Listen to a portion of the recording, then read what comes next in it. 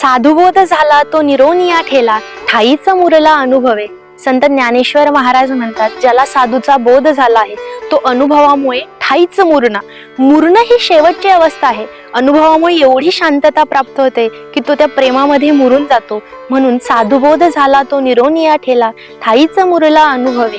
कापुराची वाती उजळली ज्योती, ठाईची समाप्ती झाली जैशी. म्हणजे कापूर पेटवल्यानंतर जसा प्रकाशाची ज्योत उजळते, परंतु त्या कापुराचा नाश होतो. ठाईची समाप्ती झाली जैशी म्हणजे तो जो भक्त आहे, तो जो साधक आहे, तो नामस्मरण करून करून करून भगवंतामध्ये विरून जातो आणि भगवंत रूप होतो, असं माऊली म्हणतात. ज्ञानदेवा गोडी संगती सज्जनी, हरी दिसे जनिवनी आत्मतत्वी. ज्याला रामकृष्ण नामाची आवड आहे, संत ज्ञानेश्वर महाराज म्हणतात, मला त्याची गोडी आहे. आणि हरी दिसे जनिवनी आत्मतत्वी, जो आत्मतत्व असलेला हरी आहे तो जनिवनी दिसू लागतो.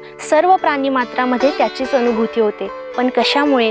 तर हरिमुखे म्हणा, हरिमुखे म्हणा, पुण्याची गणना कोण करी.